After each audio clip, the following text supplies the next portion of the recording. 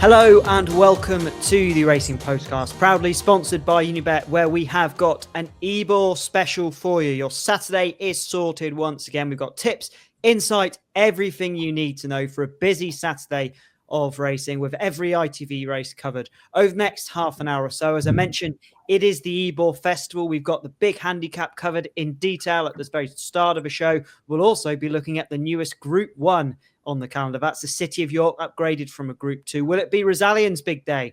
Just over 6 days on from being ruled out in France. We'll have that race dissected, as well as the tricky Melrose at York. We'll also be taking a look at 2 televised races from Goodwood. Plenty of big action from the South Downs as well. And joining me on the show to look at the action, we've got tipster Harry Wilson, handicapper Jonny Pearson, and as always, Ed Nicholson from Unibet. And as you might see, any eagle-eyed viewers, Ed is at the Ibrox room in Unibet HQ in Gibraltar. That's why the Rangers shirt might be just behind him.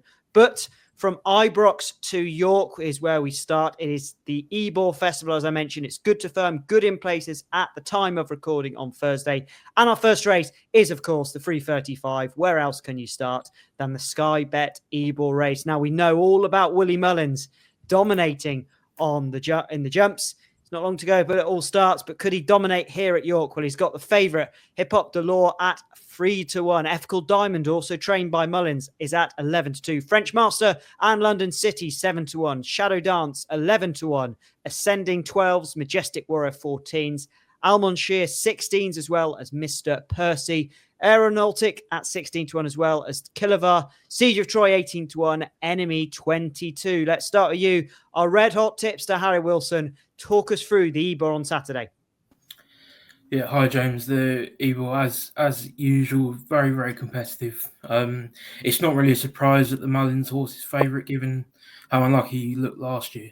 But I'm going a different route. I've had a couple of horses in mind for the Ebor for months, and only one has made the cut, and that's Shadow Dance for Roger Varian. He landed the mile and a half handicap at York on Nunthorpe Day last year. And then he proved he stayed this longer trip when third at Doncaster next time. That form is really solid. The winner won twice in his next 4. The third won a listed race next time. And the fourth won the Chester Cup on his next flat start after a spell over hurdles. So the form couldn't look more solid. He had what screamed of a pipe opener at Goodwood, hung out the back over a mile and a quarter, just staying on through beaten horses. And this has clearly been the plan. The one worry that I've got is the quick ground. But to me, that ground yesterday didn't look ridiculously quick, and that should be fine. So Shadow Dance for me in the Ebor, James. Yeah, he's 11-1 chance. Let's bring you in, Jonny. This is one of the big handicaps. Where does it rank in terms of the Pearson favourite handicaps of the year? You a fan? I mean, it's a decent race, but it wouldn't be my favourite. It's they're horses that fundamentally aren't that fast. That's why they're running over 1 mile 6 furlongs. You know, your big mile handicaps tend to what's that race with 30 runners across the track at Newmarket? That's always a good one. Cambridgeshire. Yeah, that's the one. So good you can remember the name, Jonny. Yeah, I had Cesarovic in my head, but that's a 2 mile race. So, yeah. But no, it's a good race, and I've had London City on my radar before he ran last time. He won at York last year, beating a Line of Stars, and then didn't run very well at Limerick. Wasn't seen for just over a year. Would have needed the run and return. And then last time he was in a Group 2, came 5th or 7th. He was out the back pretty much the whole race. Finished best part of 7 lengths behind Alriffa. But that's, really strong piece of form. And I still think, and Aidan said they've had this in mind for the best part of the year, this race for him. So I'd be surprised if he's not tuned up and ready to go. But when I was looking at jockey bookings, and then I've got a bit of concern because Ryan Moore's on Queenstown, which is 30-1 shot or something, and London City 7-1. I said I don't mind. I've had the race in mind all year, but Ryan Moore's on the seemingly outsider, so that sort of puts me off a bit. But I still think London City's well handicapped and should run well. There's a 7-1 chance. We'll come to you, Ed. Just before we get stuck into your selection, what's the market been telling us in the last few weeks. And I mean, the Ebor's always one of the popular betting races of the year, right? Yeah, James, always a cracking race. One of the races, the handicaps of the year. Plenty of anti-post action for most of the summer, actually, with horses winning and running well, because this is the race that most trainers want to win with a staying handicapper, isn't it? £300,000 to the winner. Just think of that. £300,000 for the winner of a handicap, making it the richest handicap in Europe. Plenty of horses with chances. You mentioned which ones have been backed. We saw money for London City, but we haven't seen much more money since in the last few days. He was backed at big odds, 16s, 14s, 12s. The two significantly well-backed horses at bigger odds. Ian Williams, his horses are always worth looking at in these staying handicaps. He certainly, I think, improves horses when stepping up in trip. And there's a couple here that maybe that's not the case because they've been running over this sort of trip for a long time. But Enemy was back from 100 to 1 into 20 to 1. And on the other side of the coin, there's a very lightly raced individual that James Tate trains called Majestic Warrior, who was back from 33s into 16s. He's won first time out after a couple of years off. So that's an interesting one. Could be anything. Potentially some people think is well handicapped. But it is a really interesting race. Good angles to go on as well, I think, in this race. We are going six places on the Ebor with Unibet. Everyone talks about Willie Mullins' record in this race, and he has got a great record. 16 runners, 2 wins and a place. John Gosden's got a very good record in this race. I was looking back on my data, and 12 runners, 2 winners, and a further 3 places, one of them being Sweet William. And it's quite interesting because he's got a very interesting horse here in French Master, who I obviously give a chance to. One blinkered first time at Royal Ascot, goes for the visor first time here, not got the greatest of draws, but a Serb did win in draw 24. And I think that this horse may be following the footsteps of Sweet William. He might be a cup horse of the future. And he's rated 108. Gosden won at this race in 2018 with Mutar, who won off 109. So, yeah, it can be done. So the Gosden horse I'm very interested in. But there's another one, when I was looking at the stats, James, and you're like this, I couldn't believe Johnny Murtagh has only had 3 runners in the Ebor, and he's won 2. I think that's right. And obviously a great jockey who's become a very shrewd trainer. And he's sending over Siege of Troy, who ran only once in the UK. All his other races have been Ireland, but he ran in Royal Ascot behind one of the favourites here in Ethical Diamond, finishing 4th. That was a good run by Siege of Troy. Got a rating of 99 here. Has subsequently run in Ireland and ran really well against 210 rated horses. So much so that the handicappers put him up £3. But he can run off his old handicap mark of 99. So he's around about 25 to 1. And if you like Ethical Diamond, I think you've got to like this horse based upon the weights and measures, because he's going into that race at Royal Ascot. He was giving £3 to Ethical Diamond. He gets £5 from Ethical Diamond, can run off his old mark of 99. He's got another £7 coming off the back because there's an apprentice riding him, who's quite experienced, 18 from 189 rides. I just thought Siege of Troy at 25 to 1 was a fair price each way, especially with the extra places. And the final cherry on the top is running over 1 mile 6 for the first time. In his races recently, he's been running on at the end of 1.5 mile races. I think this has got the hallmarks of another Johnny Murtagh special. And I'm backing Siege of Troy at big odds. Yeah, and of course, trainer with Sonny Boy Listen not too many years ago, Johnny Murtagh, as you say. Siege of Troy could be perhaps an outside to watch. Thanks for that.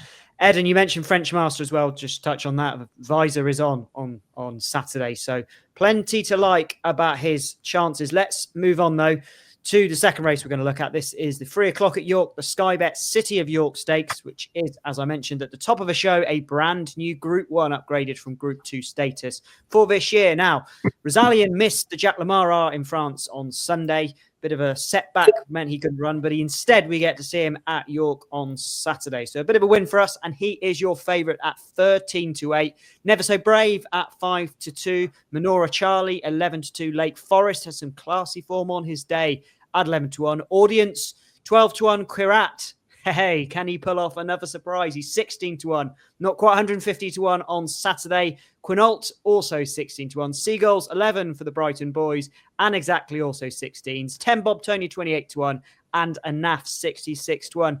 Ed, let's come straight back to you. We obviously know Unibet is the place for the Richard Hannon blog. What do we know about Rosalian after events in the last 7 days? Yeah, bruised foot, seems perfectly okay now. They're disappointed to miss that opportunity, but in hindsight, this looks a much easier Group 1, doesn't it? 7 for, over the distance he's got to race here is quite interesting because he's been running over a mile for much of his life and then drops down to this 7 furlongs for this brand new Group 1 race. If you look at the opposition, it's nothing like the horses he's been taking on before. He is the best horse in the race. It's unbelievable he hasn't won this year. But this is his easiest chance, and he just wins. If you're going 7-4, 13-8, Rosalian, and a couple of weeks ago you say that Never So Brave was 5-2, 11-4. There's only one way you'd bet, isn't there?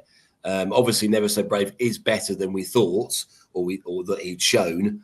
But Rosalian at 7-4 against this field, I just think it's worth taking. We'll be going super boost in this race as well, so every horse will be the next price up on the ladder from 9 o'clock on Saturday. Okay, Rosalian is Ed's selection. Now, bring you in, Harry, on Rosalian, because there's two ways you can look at this. He's unlucky. He's needed the run first time in the Lockinge. He's just beaten in the Queen Anne, and then he's beaten in, what was a very strange race in the Sussex Stakes. Are these legitimate excuses, or perhaps is he just been a bit second best? I think the reappearance was definitely the excuse. I think you can excuse any horse their reappearance. But there's no real reason why he hasn't won the last twice. All right, I know Sean Levy blamed himself last time, but I don't think he did a lot wrong. Everyone expected Kirat to come back, and he was the only one who made any inroads, and he almost won. But James, I'll pose you a different one, and that I only ever back Rosalian. I love Rosalian, but I only ever back him when he's right-handed round the bend over a mile. Okay. And he's had that 3 times in his life. Won the Irish Guineas, won the St James's Palace, and then he comes second last time at Goodwood. I just think those are his conditions. Left-handed, I think, has to be a worry after what we saw in the Champagne as a 2-year-old. I know that was soft ground and he probably didn't like it, but horses do love conditions. And I think the biggest worry for me is the trip. Rosalian is known for doing all his best work at the finish, over a mile. His best furlong is usually his last. And I know there's a lot of pace in this race, but we've seen them not come back loads of times recently, and I just think he'll be getting going too late. Okay, so Rosalian's taken on. Who would you want to take him on with, though, Harry? The only proper 7 furlong horse in the race, as far as I can tell, is Marinoa Charlie. He's coming over from France. He's only ever lost 1 race over 7 furlong, and that was a Prix-Jean Prat last time when he finished in front of Shadow of Light and the Lion in Winter. That's a really solid bit of form, and I actually think it came on unfavoured soft ground for him. I think he's going to be a much better horse on much quicker ground. There is a lot of pace in this race. You can't emphasise that enough, and he is one of those who will go forward. But if we're talking about quality pace, he's the one who will stay there. He's the one who can kick off a quick pace. And if there is one horse in the race that I'd back, it'd be him. Fascinating insight, Harry. Interesting to see how you visualise this race turning out to be. Well, time will tell what it'll be like. I think we all had planned. We all thought we knew how the judgment was going to work out, and I don't think anyone quite got it right, apart from Godolphin, perhaps. Jonny, interesting thoughts on Rosalian. Are you with or against? I am reluctantly with, I think. I mean, you look back at, you just mentioned the judgment yesterday. That was, all the jockeys, apart from Rab Paddling, gave their horses bad rides, and the best horse in the race got away with it. William Buick got away with it, essentially. And you look at the race Kirat won at Goodwood. Again, the only horse to really get a good ride was the winner. And hopefully we don't see things like that keep on happening. But I'm not concerned about the drop to 7 furlongs for him. I don't think that'd be a problem. Just think if he was, simply too far back last time, things just a bit unlucky at Royal Ascot, so I wouldn't be too concerned about that. he's got the best form in the race. He's the best horse in the race. You look at Lake Forest, he's very difficult to win with, so I wouldn't want to back him. 10 Bob Tony actually might have an outside chance at 50-1, but I could see him running into the places because it's not that strong a race. He's run once this season, having been gelded, beat Kinross on his only appearance, over 7 furlongs. And, he clearly goes well fresh and he could actually massively outrun his odds. But I think Rosalien should be too good for the rest of them here. Okay, so 2 shouts for Rosalien there. And just before we move on from this race, of course, that Unibet blog will be the place to go for any updates on Rosalien ahead of the City of York on Saturday. Fascinating to see how it goes on. And great to see Britain have a Group 1 over 7 furlongs for older horses. So best of luck on that one. Let's move to the 225 at York, the Sky Bet Melrose handicap. No, not quite named after our tipster, but a quality staying handicap, no less, where your favourite is Tarrant at 100-30, Golden Handshake and Sea of Kings for Wafnan Racing at 11-2, Polestar at 7s, Daiquiri Bay 8-1, Many Men 10s, Fantasy World 10s, Talesman Time 11s, Boatswain 14 and Novelista 14, 22-1 bar. Harry, let's start with you. What do you like in the big Melrose handicap? Yeah, the Melrose is always a cracker, James, and usually a form line to follow. So it'd be really interesting to see what happens. Obviously, you're looking for an improver. These 3-year-olds, they tend to be improving anyway. But the one that the market seems to have forgotten about is Talisman's Time, trained by Ed Bethel. He's gone the unfashionable route, and he's had a couple of starts at Hamilton. And obviously, not a lot of people. I don't know about my fellow judges here, but not a lot of people have the time to watch evening meeting at Hamilton. And looking for form lines, but this one, he's been finishing really well. He won over a mile free, defeating an odds-on favourite on his first start at 3, and then he was backed off the boards to win a handicap last time, and he couldn't have won easier really. He's gone up a bit for that, but not much. And he's come into this race with form figures that I like. That he's progressing nicely, and I just think he's a bit forgotten about. Callum Rodriguez is a very good jockey, and Ed Bethel's brilliant in these big handicaps. So if one's overpriced, it's going to be Taliban's Time. Talisman Time for Harry. Johnny, what's your selection? A bit of a cliff horse, which is Daiquiri Bay. They're upping him trip to mile 6 for the first time, which I think should suit. Ross Orion's back on board, and I think he's absolutely mustard as a jockey. And I mean, he'll give it a good go, and I think he can outrun his price, sort of 10-1. Whereas, I mean, there's a number in here you can make a case for. They're 3-year-olds, staying trip, not too many runs between them. But I think Daiquiri Bay, up in trip, can improve as a result, and he's the one I'd want to be with. Yeah, he is an 8-1 chance. I will emphasise what Harry said as well. This is always a good race to follow, so watch it back at least 2 or 3 times because there's so many angles for the rest of the season. Ed Nicholson, if you're watching along, is nodding along with my comment on that one. What's your selection here? Fan of a race as well, I'm sure, Ed? Love the race. The 3-year-old Ebor, it used to be called back in my day. Never used to be run on the same day. I remember it being run on the Thursday or the Friday. I remember backing a horse called Great Marquis, trained by Henry Cecil, owned by Charles St. George. What a good horse he was. I think he then became a cup horse, and plenty of these, that will be their aim, I think, to try and become cup horses in their later years. And I'm a big, as you know, I've already mentioned it, I'm a big trainer for races. And I like William Haggis is here with a Golden Handshake. No trainer has won this race more times this century than William Haggis. 3 times he's won this race with Solcombe, Hamish and Guarantee.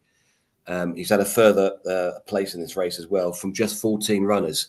And Golden Handshake looks, I mean, they're all like this. They're all improving 3-year-olds who hopefully connections for connection's sake will go on and be group horses. But Golden Handshake, owned by His Majesty and Her Majesty, looks a horse who's just destined to go further and higher in racing. Only had a handicap win recently.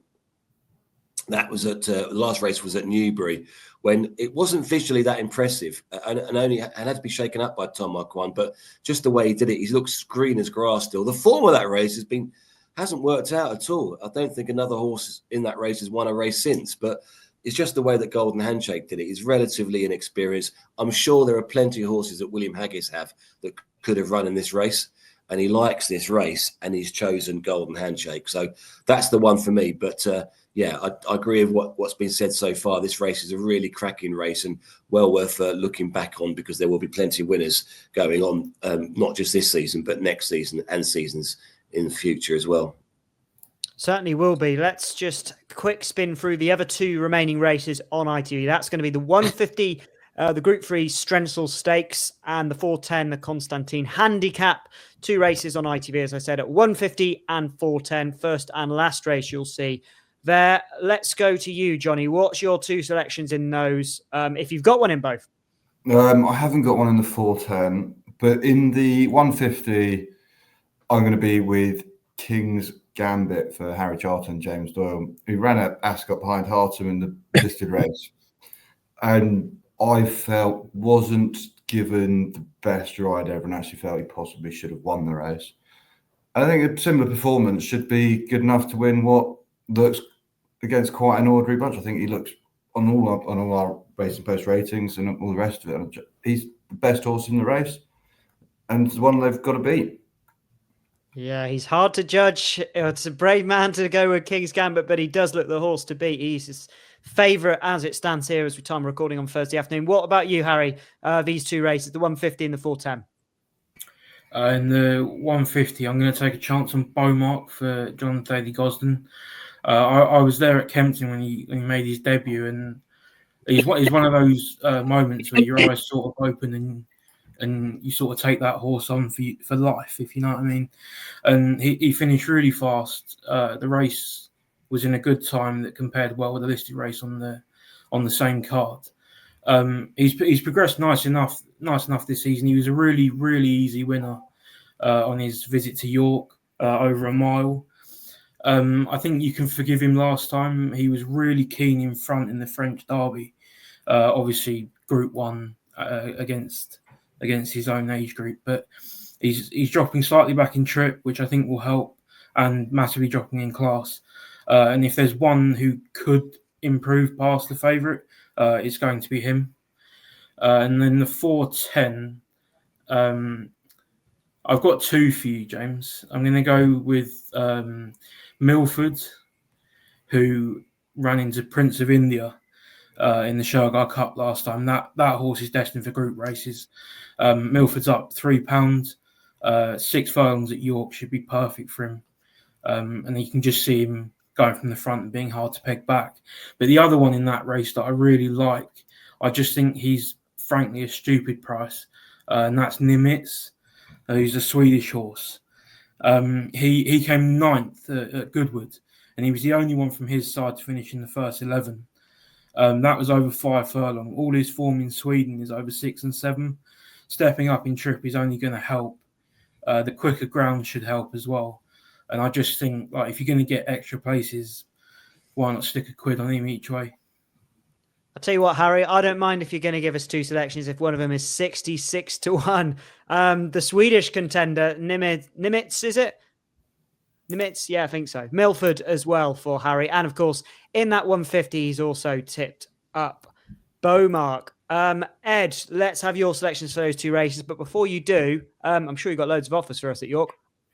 Yeah, well, in this particular race, we've got 2 offers, actually. It's the top industry price on every runner from midday on Saturday. So those of you who don't know, the price ladder, you'll get the next price up. So we're offering 130, you get 7 to 2. We're offering 9 to 2, you get 5 to 1. So basically, those that know about margins in betting, it reduces the margin on the overall book. So it's better value, the race itself.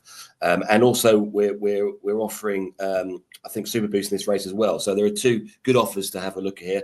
And it's a race that I particularly like. I think King's Gambit is a really good bet here. If you look at the horses he has to take on today or Saturday, compared to the horses he last took on when he was racing at York, it's like chalk and cheese. He was racing against the likes of Los Angeles and Illinois at York in his last race, and before that he ran second in the city of York. So he's got 2 good performances on the York track. This drop back down to mile 1, I think that will help him. He's been running over further, and he, to me, he just looks the best horse in the race. He is joint top rated on 113, and I think this is the first chance that he has winning this season. So King's Gambit's going to be my selection in the Strensall Stakes, which is always a good race. And in the 410, the handicap, we're going an extra place, and 6 furlong handicap with 20 runners in it. You will need an extra place. But there's a horse that, when Harry was talking about a horse as a stupid price, I actually really thought he was going to mention the one I'm going to tip up, which is Tropical Storm, who's ridden by Oisin Murphy and trained by Andrew Balding. 25-1. I thought it was a misprint when I looked at the price, because he's 2 from 2 at York. 2 for 2 for Oisin Murphy at York. Okay, over 5 furlongs. This is 6 furlongs. But reading the excellent quotes in the Racing Post, Andrew Balding said that he was looking to put him up to 6 furlongs. I just think it's a big price, 25-1 with Oisin Murphy. I can't believe it'll go off that price. 2 from 2 at York. He's obviously better. We've spoken about York before. It is a course where horses come back and run well at time and time again. There's something about that flat York track. It is 6 furlongs. He is 25-1. But I just thought Tropical Storm, who's put up his 2 best RPRs at York as well, it has to be said, I thought he had a really good chance. So, yeah, 25-1 poke in the 410. No, I'd like to see big prices. That's Tropical Storm in the 410 and Jonny and Ed teaming up with King's Gambit in the opener, the Strensall at 150. We're going to have a short break and we will be back to look at the 2 televised races at Goodwood.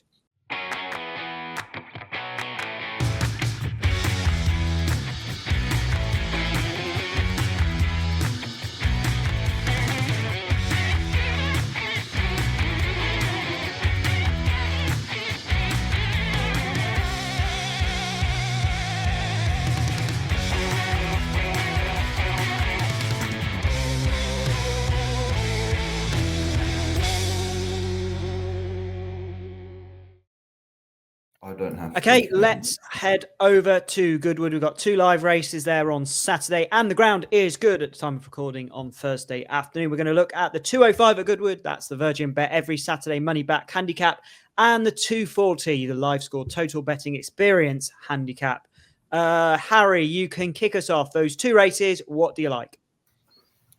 In the 205, James, I like Mudbeer, who we saw winning at Glorious Goodwood. You could argue that he was a touch fortunate to win that. He bumped the runner-up in a close home and had to survive a steward's inquiry. I think the runner-up has got a massive chance in the last today as we record on Thursday. And if she wins, it'll only enhance my thoughts that this guy's going to win as well. And the interesting point with him is that he's wearing first-time cheap pieces. He's a half-brother to Mostadaf, and he won all his Group 1s wearing cheap pieces. So it's interesting that connections have gone for that piece of headgear. And then in the following race, it's a bit of a cliff horse for me, and that's Warder Jamila. She hasn't even run that well, to be honest, recently, but it was her reappearance at Epsom that really caught my eye. She was a close 4th from the back in a race where it paid to be prominent. She was 3rd at Goodwood on her only try at the Glorious meeting last year. I'm just hoping that a return there might see her bounce back. She's well handicapped regardless, and hopefully the course just helps her a little bit. Okay, so that's Mudbeer in the 205 and Warder Jamila 12-1, second outsider in the race for Harry in the 240. Let's go to you, Ed. 205 and 240 Goodwood. Yeah, 205, ultra competitive handicap. We're offering our money back as cash if you come 2nd or 3rd in this race. That's a really good offer for this particular race because it is competitive. And you also have the option of the extra place in this race with the 12 runners. And just to highlight how competitive it is, 7 of the last 12 won last time out. It's a really difficult race, but I'm a big fan of Greater Claim. He's a fantastic horse to own. He's won, I think, £120,000 in his career. He's won 2 Racing League races. He's certainly won 1, and he's won a race at Glorious Goodwood. So he goes on the track. We know he has to overcome a highest ever rating of 96. I think he's on. He's 1 off 89, but he's got every chance of doing so. I note that he's only won his last few races by a neck and a neck. I think he's that kind of horse. I think he doesn't do too much. I think he has won by a length and 3/4 in the past, but I just like it the way he's running and the way he's improving, and he likes the course. So Greater Claim would be my selection there. In the 240 at Goodwood, we're going Super Boost, And I agree with Harry. I've got down Warder Jamila, who, as Harry said, hasn't run very well lately. But I think you can make excuses. If you're looking for excuses, you can find excuses anywhere, I know. But with this particular horse, Southall, Chester, Epsom, not the most straightforward courses. And that was his only run on the all-weather. So you didn't know whether he took to it or not. He's 3 from 13 on the flat anyway. Just thought he had a good chance. Back down to 85, which was his last winning rating as well. Has been kind of up to 89, I think. So, yeah, a lot of positives for that horse. And I thought there were a lot of negatives for plenty of the others, which makes the positive even more positive.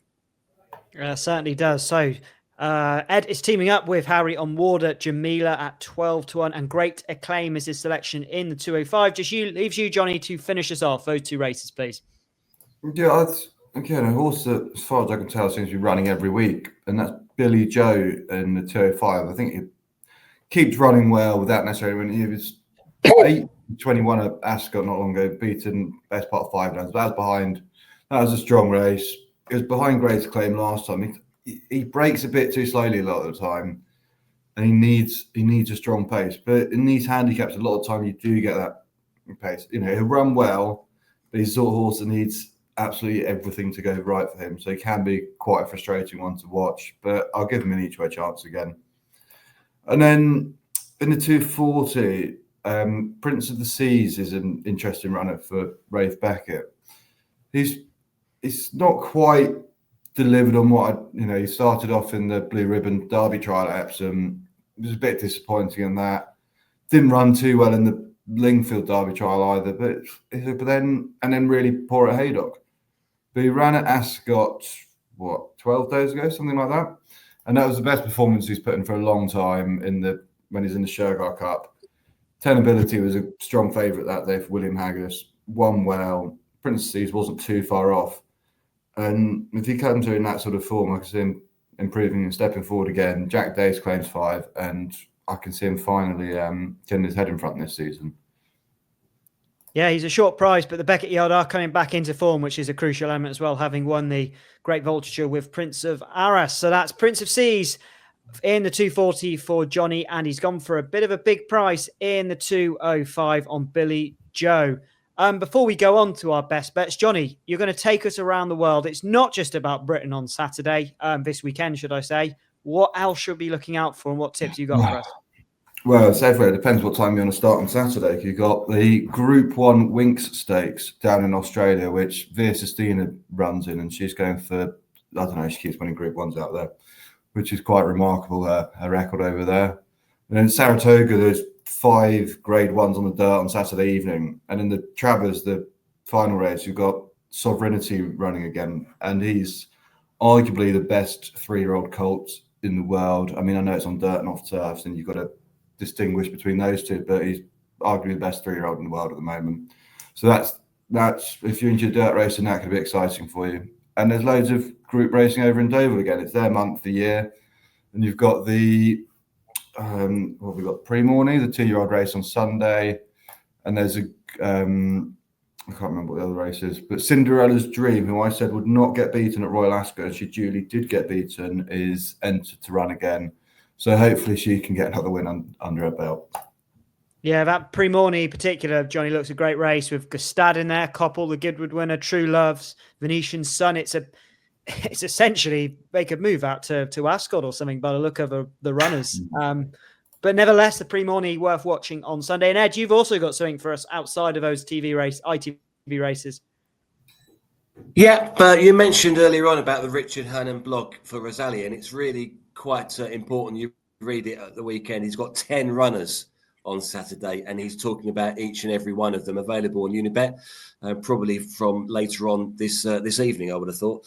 But there is one that he does talk about that he couldn't believe got beat last time. I think anyone that watched the race won't believe that Veronti got beat at Kempton last time out. Rami came from the clouds, and Veronti lost in running price of 106. Rami could be quite special, Roger Varian's 3-year-old. But Veronti, who's well related to Heredai, a half-sister to Heredai, who viewers and listeners might remember being a good horse, won a listed Group 3 and then recently won a Grade 2 in America. Vronti needs to win 3 runs, and I think Vronti will run well and will probably win the 3:15 at Goodwood on Saturday. Thank you very much, Ed. And as Ed mentions, you can read all those comments on the Unibet blog and a bit more about our sponsors right here. Want betting on the horses to be anything but flat? With an app that impresses every time out. You're on. Want to watch live streaming of races in the UK, Ireland and around the globe?